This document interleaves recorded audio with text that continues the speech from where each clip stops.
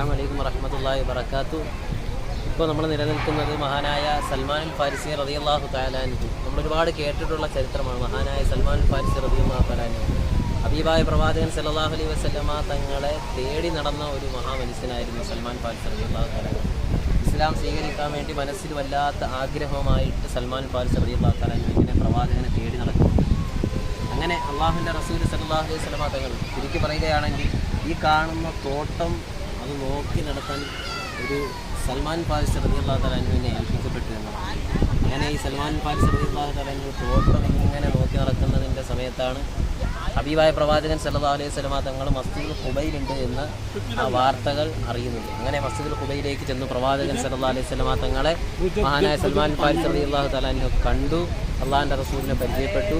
ആ പ്രവാചകനോട് ആ റസൂലുള്ളാഹിയോട് ഇസ്ലാം സ്വീകരിക്കാനുള്ള ആഗ്രഹം പ്രകടിപ്പിച്ചു. പക്ഷേ ഈ തോട്ടത്തിൽ ഒരു അടിമയായിട്ടാണ് സൽമാൻ ഫാരിസി റളിയല്ലാഹു തആല നിൽക്കുന്നത്.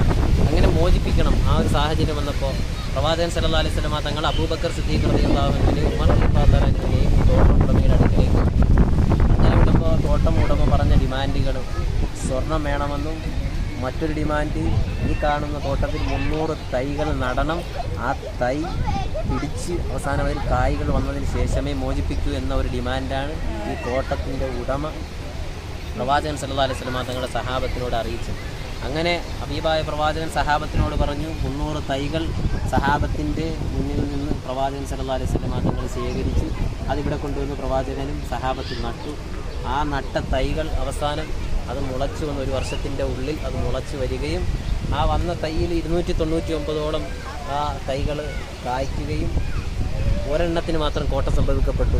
ആ കോട്ട സംഭവിക്കപ്പെട്ടതിന് ആ ഡിമാൻഡുകൾ അവിടെ പൂർത്തീകരിക്കപ്പെടാത്തൊരു സാഹചര്യം വന്നപ്പോൾ തോട്ടം ഉടമ പറഞ്ഞ് 300 തൈകളും കായ്ക്കണമെന്നാണ്. പക്ഷേ 299 തൈകളെ കായ്ച്ചിട്ടുള്ളൂ. അതുകൊണ്ട് നിങ്ങൾ പറഞ്ഞ ഈ സൽമാനെ മോചിപ്പിക്കാൻ കഴിയില്ല. അവസാനം പ്രവാചകൻ സല്ലല്ലാഹു അലൈഹി വസല്ലമ തങ്ങൾ തൻ്റെ റിസാലത്തിൻ്റെ കരങ്ങൾ കൊണ്ട് ഈ നട്ട തൈ പുറത്തേക്ക് വലിച്ചെടുത്തിട്ട് പ്രവാചകൻ ദുആ ചെയ്ത് വീണ്ടും നട്ടപ്പോൾ അത്ഭുതം സംഭവിക്കപ്പെട്ടു. ആ കായ്കൾ അത്ഭുതകരമായി കായ്ക്കുന്ന ഒരു സാഹചര്യമാണ് ചരിത്രത്തിൽ രേഖപ്പെടുത്തിയത്. ഇത് കണ്ട ആ മനുഷ്യൻ, ഈ തോട്ടം ഉടമ അത്ഭുതപ്പെട്ടു ബോധരഹിതനായി എന്ന് ചരിത്രത്തിൽ രേഖപ്പെടുത്തുമ്പോൾ അവസാനം ആ മനുഷ്യൻ പോലും, ഈ തോട്ടം ഉടമ പോലും ഇസ്ലാമിലേക്ക് കടന്നു വരാൻ കാരണമായ ഒരു ചരിത്രം ഉറങ്ങിക്കിടക്കുന്ന മഹാനായ സൽമാനുൽ ഫാരിസി റളിയല്ലാഹു തആല അൻഹുവിൻ്റെ ആ പ്രവാചകനോടുള്ള സ്നേഹവും ഇസ്ലാമിലേക്ക് വരാനുള്ള ആഗ്രഹവും സൽമാനെ അള്ളാഹുവിൻ്റെ റസൂൽ എത്രത്തോളം സ്നേഹിച്ചു സഹായിച്ചു ഈ തോട്ടം നൽകുന്ന ആ ഒരു ചരിത്ര പാഠമാണ്. അള്ളാഹു സുബ്ഹാനഹു വ തആല ഇവിടേക്ക് വരാൻ എന്നോടൊപ്പം പ്രിയപ്പെട്ട എൻ്റെ ആത്മമിത്രം അൻവർ മന്നാനി അടക്കം ഒരുപാട് സംഘങ്ങളുണ്ട്. അള്ളാഹു സുബ്ഹാനഹു വ തആല നമ്മയൊക്കെ സ്വീകരിക്കുമാറാകട്ടെ.